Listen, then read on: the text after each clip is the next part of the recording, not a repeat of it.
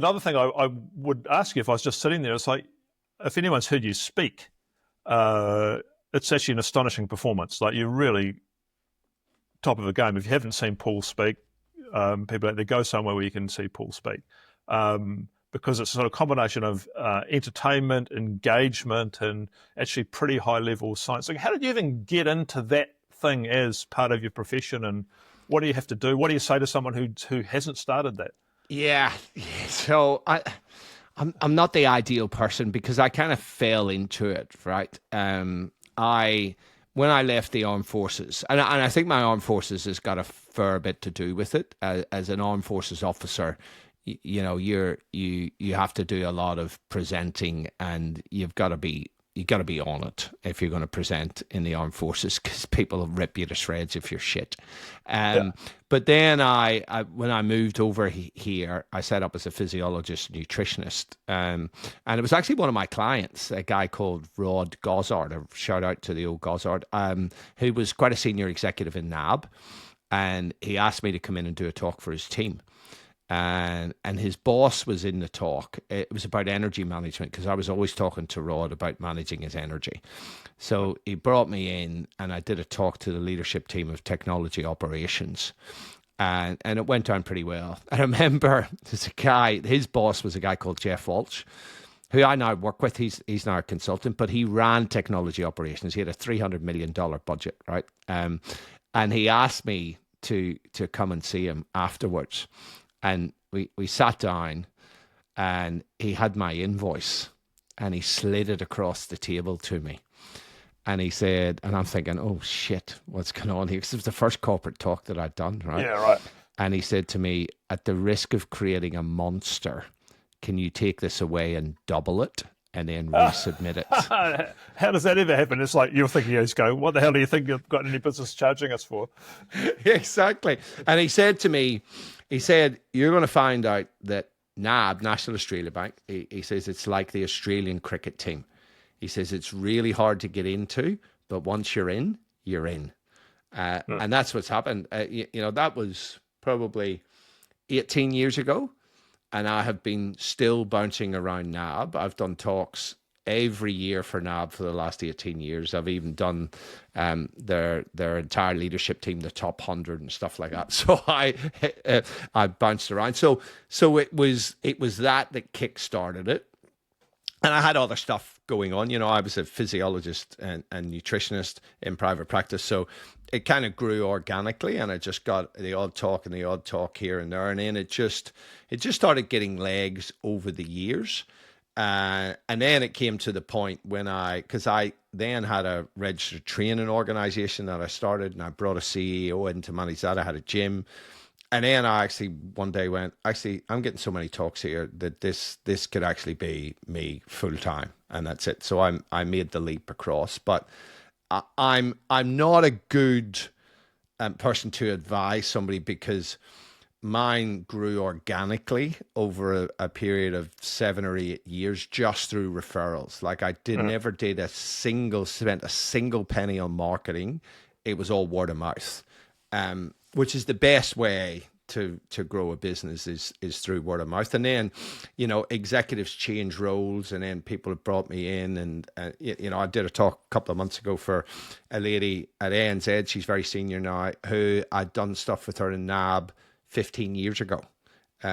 So mine has just been through word of mouth. And look, I guess the take home for people wanting to get into it is you've got to really know your shit, right? Backwards, upside down. I don't look at slides. I know exactly. I can put a slide up and talk to it without looking at it. So people always say that, you know, that strikes people in the audience. But I think the other thing is passion and authenticity. I think that's the feedback that I get, that I'm super passionate. The passion comes out. I think the Irish accent probably helps a bit. Yeah, I was going to say that. I always sort of say that to diffuse things a bit, but if that were the case, then, you know, as you travelled across Australia and New Zealand, you'd see all these Irishmen talking, and you don't really. Yeah, well, that's true. But I think the accent helps with passion, like a Northern Irish and a Scots accent. they have that kind of guttural passion automatically.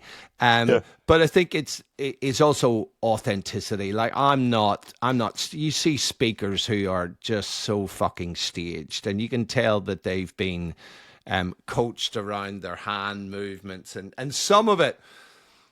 Like I get some of it, but some people I see that where it's just, you can see they're just not authentic. And I think you have to be your authentic self. I think audiences can smell it at 50 paces if you're not authentic. And I think they like authenticity and they like passion.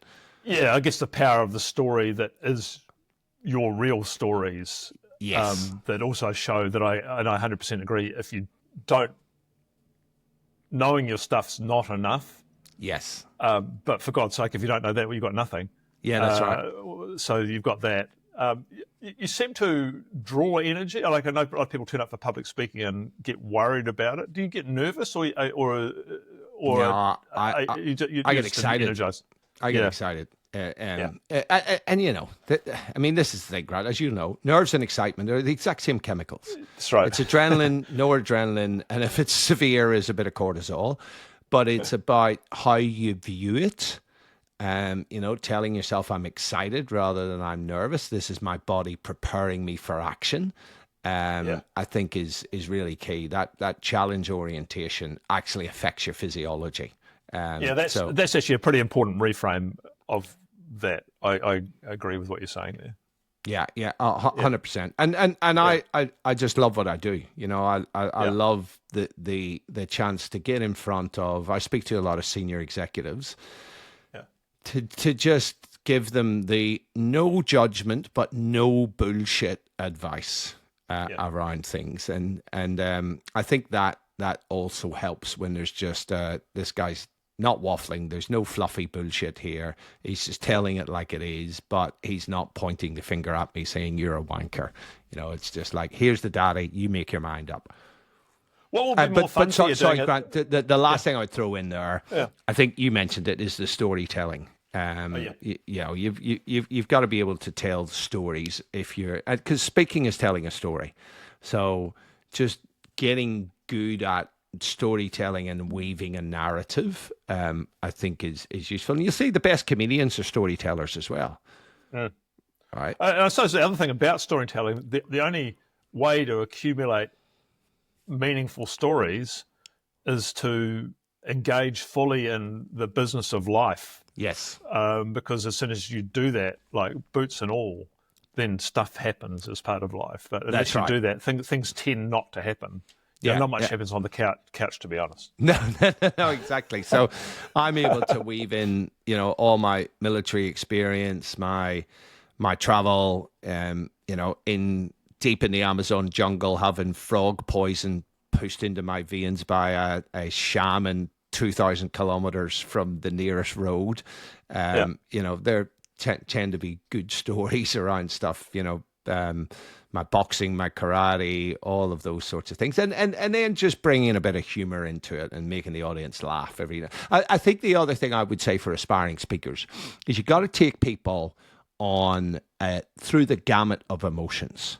You've got to make them think. You've got to make them laugh. You've got to make them, you know, maybe cry, but maybe not cry. But you've got to evoke a range of emotions and take people on an emotional journey through your content. I think if you can do that with a bit of authenticity and passion, then that would, I think, be the recipe for a good speaker. That's right. And the other thing you tend to be good at is you finish generally with hope.